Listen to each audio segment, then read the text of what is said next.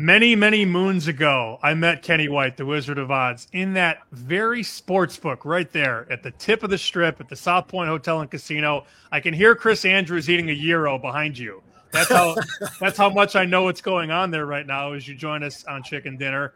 So you just said I want to talk about the college football playoff and the bracket. So, pow, let's share this bracket.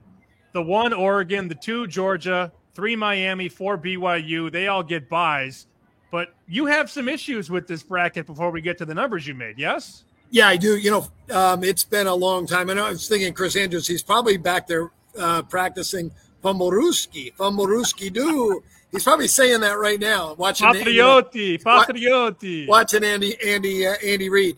And I can remember many moons ago, Brian Blessing and I were at a Super Bowl in Miami, like 2004, 2005. And we were doing Radio Row. We did a projected box score for the Super Bowl game from all the props. And then we decided to do a 12-team or a 16-team college football bracket. And with all the bowl games involved, because people were saying they didn't want a championship bracket because they loved the bowl games. They wanted to stay traditional. But I said you can still use all the bowl games and do this bracket. But when I envisioned it, I envisioned the 16 best teams in college football playing in this. And my first look at the bracket, I wanted to puke because BYU is in the top 4. They get a home game.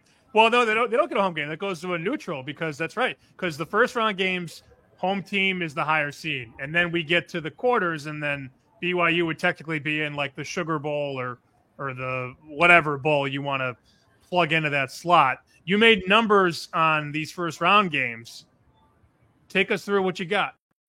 And they're ridiculous numbers. I mean, what I'm making them right now from my power ratings, and they're going to be, I like to take 20% off my favorites, but just pure numbers alone, I have Ohio State 18.5 at home against Boise State. And I think Boise State is better than BYU. Okay, you really don't like BYU. Since you brought up BYU twice now, in terms of your ratings, do you even have them in the top? Are they even in the top 25? Number 28. Man. Well, they play Utah this weekend, so I hope that Utah knocks them off. I'm praying for that because I really don't want to see BYU with a bye. It's a great story, and if they get into the Final 12, that's great, but I don't want to see them with a bye.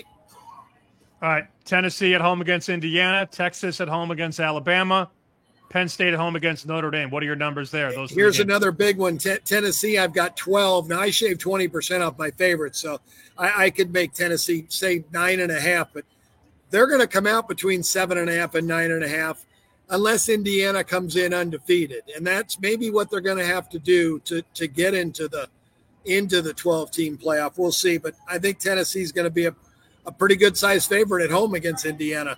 Texas, I'm going to make 3.5 over Alabama. I'm sure that it's not going to be that high, but it should be at least 3. Texas is a team I'm going to look to maybe bet a rollover parlay on because they're going to get way better from the loss to Georgia. And if they get in the 12-team, and they will, Texas is going to be dangerous. The last game, Sammy, I made Penn State 6 at home against Notre Dame.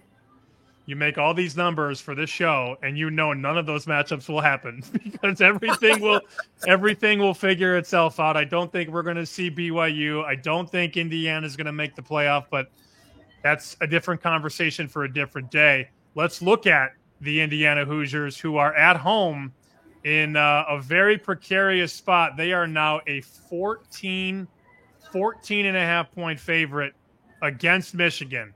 This is a 4-touchdown reversal from where the number was in the summer. Michigan was about a 2-touchdown favorite. Now Indiana is a 2-touchdown favorite. But you want to talk about the total, which is touching 50 now. Yeah, Sammy, this is a game that Indiana's going to get a chance to flex their muscles on defense. Michigan's offense has been well below average. They've scored 17 or less in 3 of their last 4 games. Once they hit Big Ten play, now they're playing maybe the best defense that they've seen all year. And for Indiana, this will be the best defense they've seen so far this year.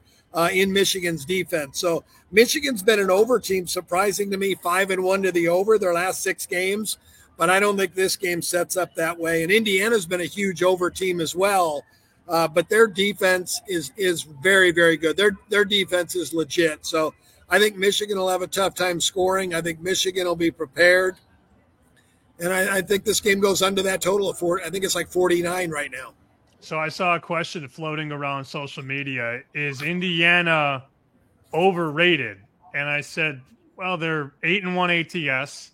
They're 7-2 to the over. I don't want to say that they're overrated, but they're certainly overvalued in the market, both side and total. Yeah, no doubt about it. Whenever you go on this type of streak, but it got me thinking today, Sammy. In baseball, I love streaks because it's a daily sport, and I add 15 cents to my favorite if they're on a 3-game winning streak, 20 cents if they're on a 4-game, 25 on a 5-game, and so on, 5 cents up the ladder. But I don't do that in college football. And here you've got a team on a winning streak. I bet against them last week. And if I would have had some type of system because the team is on a winning streak, maybe I wouldn't have bet on Michigan State last week and I wouldn't be betting on Michigan this week. But we'll see. Maybe I can get my money back, maybe not. But I'm definitely going to take a look into that. I had Michigan State too. Went 6-2, and I'm still upset about the one of 2 losses on Michigan State. You know better. You can find the numbers at KennyWhiteSports.com, and I will see you Saturday on Bet the Gambit. Yes, you will. I appreciate you coming on. You gave a great winner out last week. You gave us the information on the Army starting quarterback Daly being out, and that was a double winner, side and total.